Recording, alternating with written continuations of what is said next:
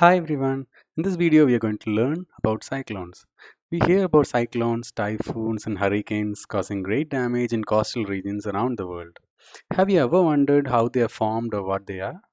And why are they developed in oceans? To understand how cyclones originate, we can quickly refresh some basics.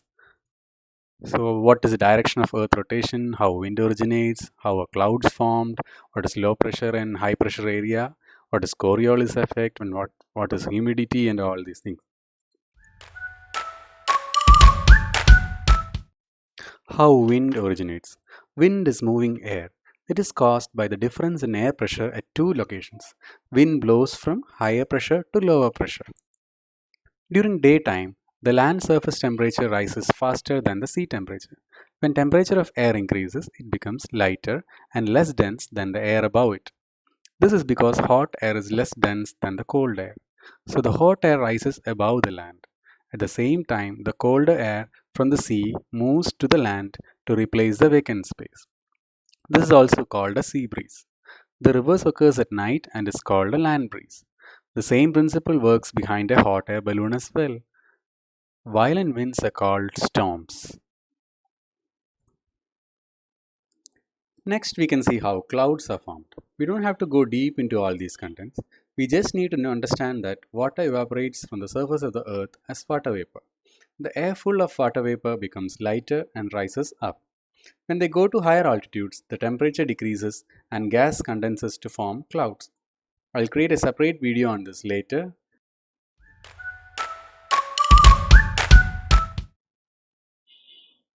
Next, we go to the latitudes of Earth.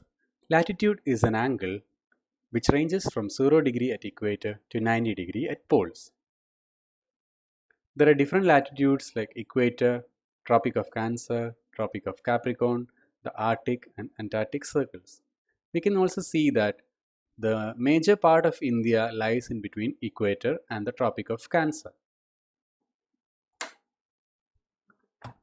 We can see that regions around the equator are warmer than the two poles. This is because solar energy is greater at the equator than in the poles.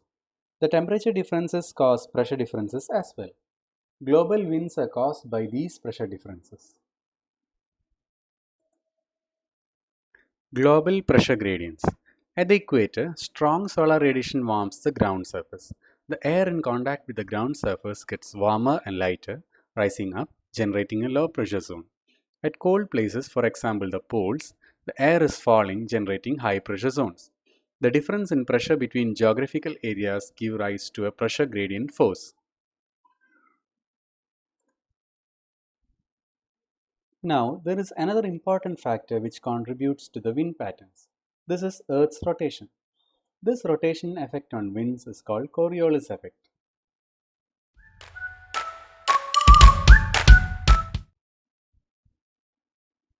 Now we can see how Coriolis effect creates wind pattern.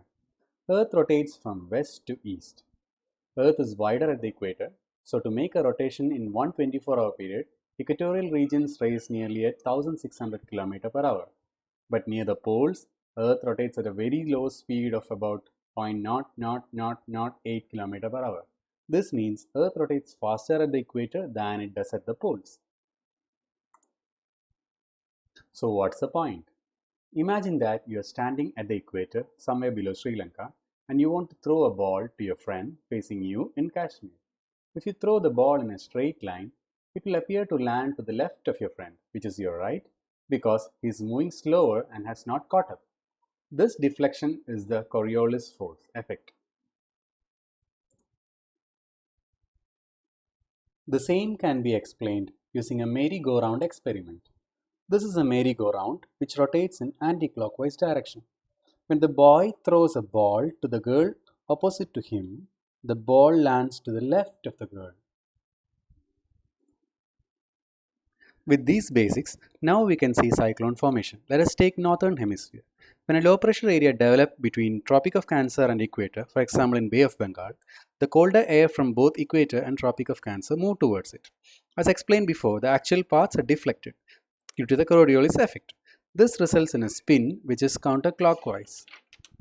As the intensity of these movements become high, they are called cyclones. So the cyclones that form north of equator spin counterclockwise. In the southern hemisphere, they spin clockwise.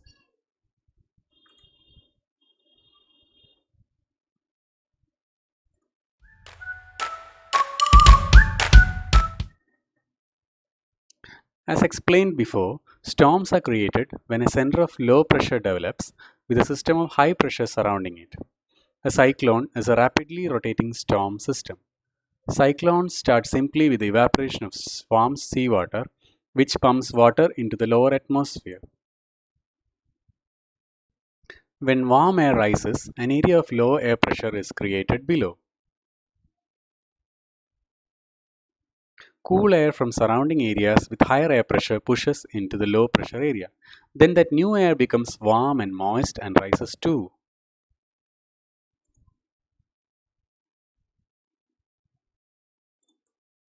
At higher altitudes, water vapor starts to condense into clouds and rain, releasing heat that warms the surrounding air, causing it to rise as well.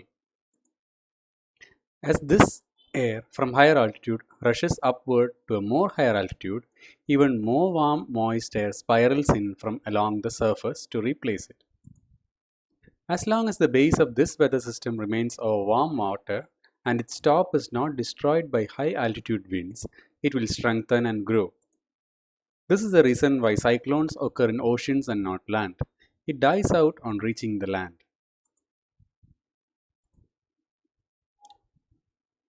Warm, moist air from the low pressure area spirals towards the top, and colder air from the high pressure area descends to the bottom through the middle. This middle portion is called the eye of the cyclone.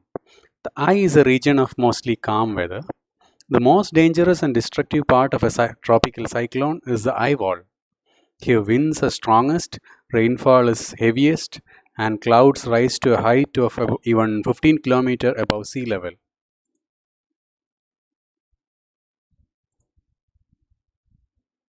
Cyclones are known by different names in different regions. They are called cyclones near India, and in the American side, they are called hurricanes and as typhoons near China. Cyclones are categorized from 1 to 5 based on the wind speeds. The category 5 can go beyond 155 miles per hour and it's called a catastrophic one. The recent Amphan was in this category. Climate change and cyclones. Studies report that global warming is likely to increase the intensity but decrease the frequency of hurricane and cyclonic activity around the globe. Ocean temperatures above 26 degrees Celsius is favorable for development of tropical cyclonic activity. The temperature reached above 31 degrees Celsius this May in Bay of Bengal. This was the reason for the recent severe cyclone Amphan. Now I hope the concept of cyclone formation is clear to all. Don't forget to write your comments below.